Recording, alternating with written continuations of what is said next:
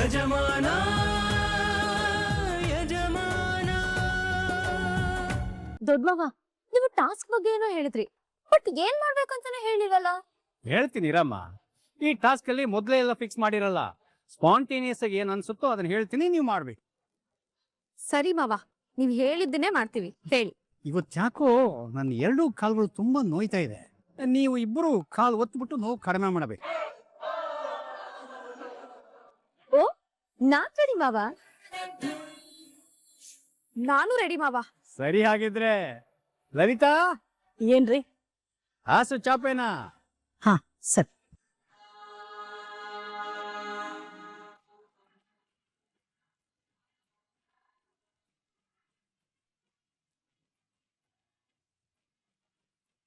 ಮಾವ, ನನ್ಗೊಂದು ಬಲ್ಗಾಲ್ ಬೇಕು. ಆಯ್ತು. ದೊಡ್ಡ ಮಾವ, ಯಾವ ಕಾಲಾದ್ರೂ ಏನು, ನಿಮ್ ಕಾಲತ್ತೋ ಭಾಗ್ಯ ಸಿಕ್ತಲ್ಲ, ನನಗಷ್ಟೇ ಸಾಕು. ಸರಿ, ಹಾಗಿದ್ರೆ ಶುರು ಮಾಡ್ಕೊಳ್ಳಿ.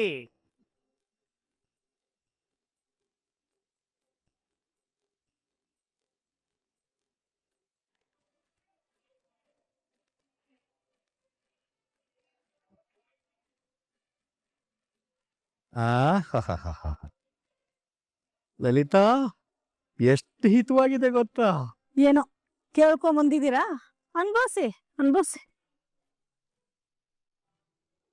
ಏಯ್, ನನ್ ಕಾಲ್ ಯಾಕೆ ಟಚ್ ಮಾಡ್ದೆ? ಏನೋ ಮಿಸ್ ಆಗಿ ಟಚ್ ಆಯ್ತು ಬಿಡು. ಹೌದಾ, ಮಿಸ್ ಆಗಿ ಟಚ್ ಆಯ್ತಾ? ಇವಾಗ ನನಗೂ ಮಿಸ್ ಆಗಿ ಟಚ್ ಆಗುತ್ತೆ ನೋಡು.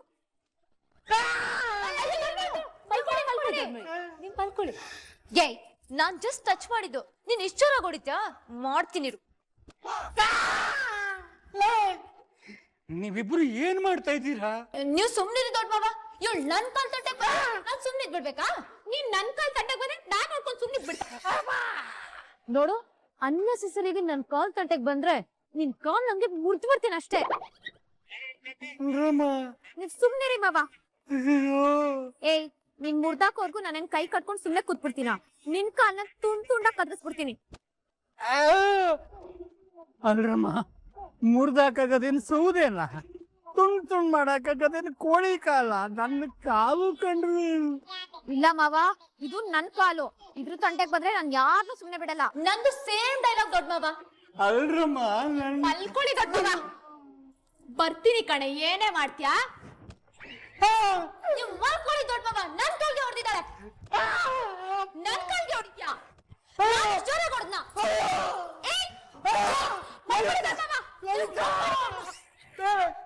ಅಮ್ಮ ತಾಯಂದಿರ, ನೀವ್ ಯಾವ ಸೇವೆ ಮಾಡೋದು ಬೇಡ, ನನ್ನ ಬಿಟ್ಟು ಬಿಡ್ರಿ. ಅದೇಗಾಗತ್ತೆ ದೊಡ್ಡ ಮಾವ. ಇವತ್ತು ಕಾಲಿಗೊಂದ್ ಗತಿ ಕಾಣಿಸೋ ತನಕ ನಾನ್ ಸುಮ್ನೆ ಬಿಡಲ್ಲ. ನಾನು ಅಷ್ಟೇ, ಇವತ್ತಿ ಕಾಲ್ನ ಜಡ್ಜ್ ಬಜ್ಜಿ ಮಾಡ್ತೀನಿ.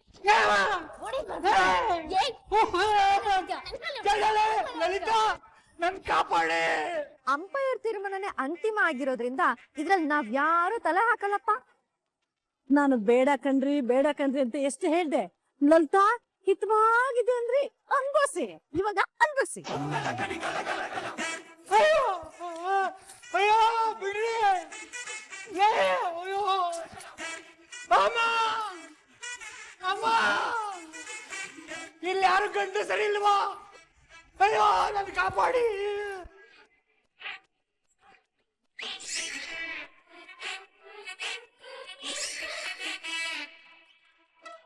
ನೋಡು ನಿನ್ ಕಾಲಿಗೆ ಏನ್ ಮಾಡ್ತೀನಿ ಅಂತ. ನೀನೇನಾದ್ರೂ ಮಾಡೋದಂತ ನಾನ್ ಸುಮ್ನಿರ್ತೀನ? ನೋಡು ನಾನು ಏನ್ ಮಾಡ್ತೀನಿ ಅಂತ. ದೇವ್ರೆ, ಇವರಿಬ್ಬರು ಕೈಗೆ ನಾನು ಸಿಕ್ಕಾಕೊಂಡ್ರೆ ನನ್ನ ತಿಥಿ ಮಾಡಿಬಿಡ್ತಾರೆ. ದೇವ್ರೆ,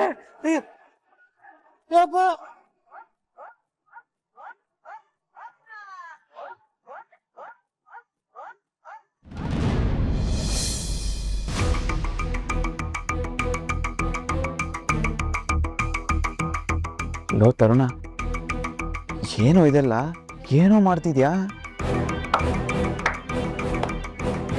ಕಿರಣ ಮುಂದೆ ಎಷ್ಟೊಂದು ಅನ್ಯಾಯ ನಡೀತಿದ್ರು, ಬರೀ ಮೋಸನೇ ಆಗ್ತಿದ್ರು. ನನ್ನ ಕೈಯಲ್ಲಿ ಏನೂ ಮಾಡೋಕ್ಕಾಗ್ತಿಲ್ಲ ಕಣೋ.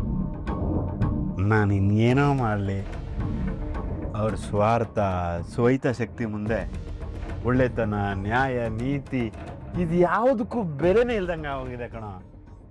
ಭಾವನೆಗಳಿಗಿಂತ ಕೆಲವ್ರಿಗೆ ಕೊಟ್ಟು ಮಾತೆ ಹೆಚ್ಚಾಗೋಗಿದೆ. ಇದನ್ನೆಲ್ಲ ನನ್ನ ಕಣ್ಣಿಂದ ನೋಡ್ಕೊಂಡು ನನ್ನ ಕೈಯಲ್ಲಿ ಏನೂ ಮಾಡೋಕ್ಕಾಗ್ತಿಲ್ಲ. ಅದಕ್ಕೆ ಇದು. ಯಾಕೋ ಹೀಗೆಲ್ಲ ಮಾತಾಡ್ತಿದ್ಯಾ? ನಾನು ಯಾಕೆ ಹಾಗೆ ಮಾಡಿದೆ ಅಂತ ಒಂದು ಸಲ ಯೋಚನೆ ಮಾಡು. ನೀನೇನೋ ಮಾತು ಕೊಟ್ಟಿದ್ಯಾ, ಅದಕ್ಕೆ ಮೌನವಾಗಿದ್ಯಾ. ಆದ್ರೆ ಚಾನ್ಸಿಗೆ ತಾಳಿ ಕಟ್ಟಿದ್ದೀನಿ ಅನ್ನೋದು ಯಾಕೋ ಮರೀತಿದ್ಯಾ. ಒಟ್ನಲ್ಲಿ ನಿನ್ ಕೊಟ್ಟಿರೋ ಮಾತು ಇಷ್ಟೇ ಮುಖ್ಯ ಅಲ್ಲ. ಇದೆಯಲ್ಲ ನಿನಗೆ ನಿಮ್ಮ ಮನೆಯವ್ರ ಮುಂದೆ ಸತ್ಯ ಹೇಳೋ ಧೈರ್ಯ ಇಲ್ಲ. ನಿಮ್ಮ ಮನೆಯವ್ರು ಏನಾದ್ರು ನಿನ್ ಮುಂದೆ ಎದ್ಬಿಟ್ರೆ ಝಾನ್ಸಿ ಮಾಡಿರೋ ತ್ಯಾಗ, ಪಟ್ಟಿರೋ ಕಷ್ಟ, ಇದು ಯಾವುದು ನಿನ್ನ ಕಣ್ಣು ಕಾಣಿಸಲ್ಲ. ಯಾಕೆ ಹೇಳು? ನೀನು ಸ್ವಾರ್ಥಿ, ಸೆಲ್ಫಿಶ್ ಕಣ ನೀನು. ನಿನ್ನ ಸ್ವಾರ್ಥಕ್ಕೋಸ್ಕರ ಪಾಪ ಝಾನ್ಸಿ ಭಾವನೆಗಳ ಜೊತೆ ಆಟ ಆಡ್ತಿದ್ಯಲ್ಲೋ, ಅವಳಿಗೆ ಅನ್ಯಾಯ ಮಾಡ್ತಿದ್ಯಲ್ಲೋ.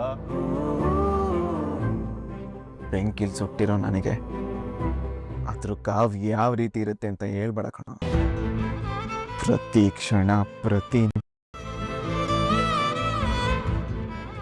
ನಾನೆಷ್ಟು ನೋವು ಅನುಭವಿಸ್ತಾ ಇದ್ದೀನಿ ನಿನಗೆ ಗೊತ್ತಾ?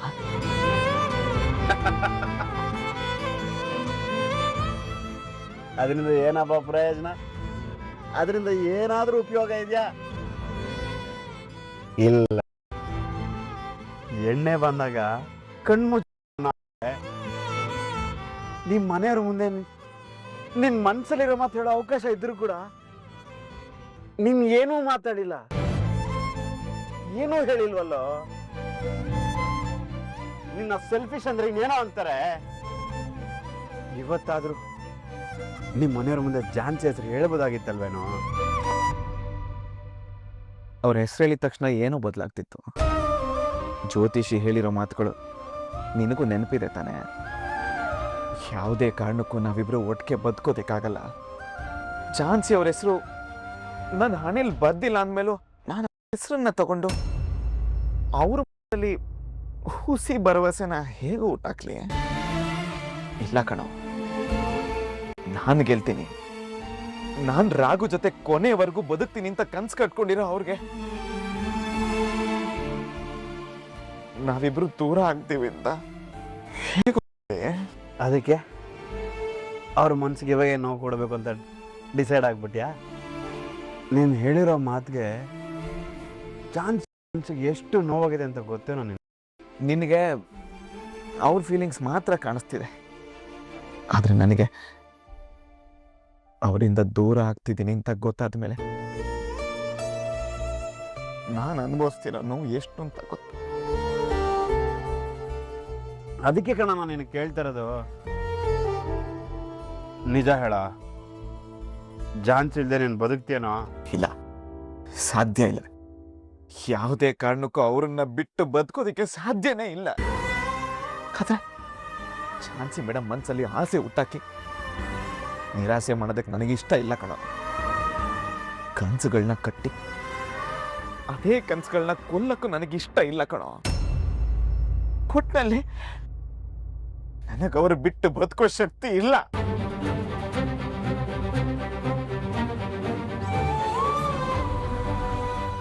ಲೋ ರಾಘು, ಎಲ್ಲೋ ಬೇಡ ಕಣ. ನೀರು ಮಿಕ್ಸ್ ಮಾಡ್ಕೊಳ ರಾ ಕುಡಿಬೇಡ ಕಣ, ಆರೋಗ್ಯಕ್ಕೆ ಒಳ್ಳೇದಲ್ಲ ಕಣ. ಲೋ ರಾಘು,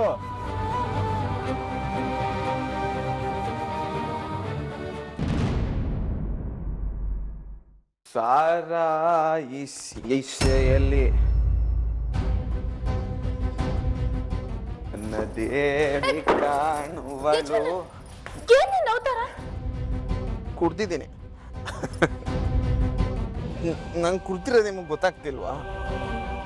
ಚೆನ್ನಾಗಿ ಕುಡ್ತಿದ್ದೀನಿ. ನೀನ್ ಕುಡ್ತಿದ್ಯಾ? ಈ ಕುಡಿಯೋ ಅಂತದ್ ಏನಾಗಿದೆ ರಾಘು?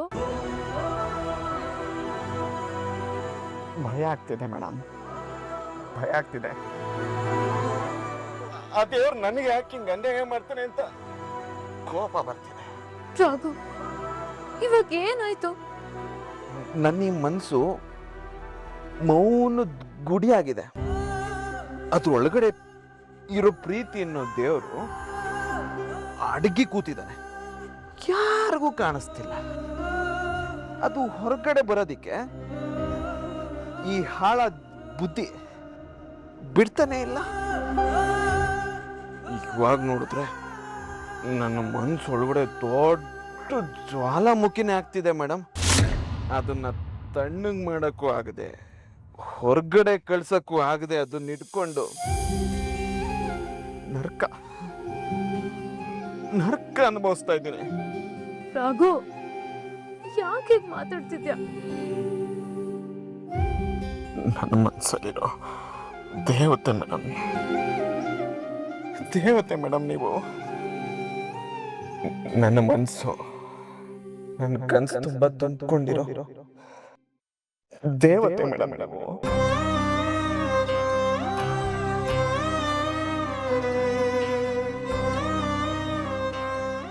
ನೀವಿಲ್ದೆ ನಾನು ಇರಕ್ಕಾಗಲ್ಲ ಮೇಡಮ್. ನಿಮ್ ಜಾಗದಲ್ಲಿ ನಾನು ಬೇರೆ ಯಾರನ್ನೂ ಕಲ್ಪನೆ ಮಾಡ್ಕೊಳಕ್ ಆಗಲ್ಲ. ರಾಘು, ಅದ್ ನನಗ್ ಗೊತ್ತು. ಅದಕ್ಕೋಸ್ಕರ ನೀನಿಗ್ ಕುಡ್ದು ಆರೋಗ್ಯ ಹಾಳು ಮಾಡ್ಕೊಂಡ್ರೆ ಹೇಗೆ? ನೋ, ನಿಮಗ್ ಗೊತ್ತಿಲ್ಲ.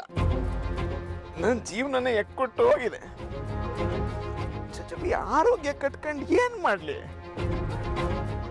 ಎಲ್ರೂ ಸೇರ್ಕೊಂಡು ನಿಮ್ಮನ್ನ ಮನೆಯಿಂದ ಆಚೆ ಕಳಿಸ್ಬೇಕು ಅಂತ ಪ್ರಯತ್ನ ಪಟ್ರೆ ನನ್ನಿಂದ ಏನು ಮಾಡಕ್ ಆಗ್ತಿಲ್ವಲ್ಲ ಮೇಡಮ್. ನನ್ನ ಜೀವನ ಎರಡು ನೀವೇ. ನನ್ಗೇನಾದ್ರೂ ಬದುಕುಂತಿದ್ರೆ ಅದು ನಿಮ್ ಜೊತೆ ಮಾತ್ರ ಅಂತ ಮನೆಯವ್ರಿಗೆ ಹೇಳಕ್ ಆಗ್ತಿಲ್ವಲ್ಲ ಮೇಡಮ್. ನನ್ ಮುಂದೆ ಹೇಳ್ತಿದ್ದಲ್ಲ, ನನಗಷ್ಟೇ ಸಾಕು ರಾಘು. ನಮ್ ಸಂಬಂಧ ಹೇಗ್ ಉಳಿಸ್ಕೊಳ್ಬೇಕು ಅಂತ ನನಗ್ ಚೆನ್ನಾಗ್ ಗೊತ್ತಿದೆ. ಬಾ, ಊಟ ಮಾಡಿ ಮಲ್ಗು ಅಂತೆ ಬಾ. No no no no no, ನಾನು ಇವಾಗಲೇ ಮಾತಾಡ್ಬೇಕು. ನನ್ನ ಮನ್ಸಲ್ಲಿ ಇರೋದನ್ನೆಲ್ಲ ಹೊರಗಡೆ ಹಾಕ್ಬೇಕು. ಹಾಗಲ್ಲ ಮೇಡಮ್, ನಿಮ್ಮಿಂದ ನಮ್ಮ ಸಂಬಂಧ ಉಳಿಸ್ಕೊಳಕ್ ಆಗಲ್ಲ. ಅದಕ್ಕೆ ನಮ್ಮ ಮನೆಯವ್ರು ಬಿಡಲ್ಲ. ಸೋಲ್ಸಿ ನಿಮ್ಮನ್ನ ಇಲ್ಲಿಂದ ಕಳಿಸ್ತಾರೆ ಮೇಡಮ್.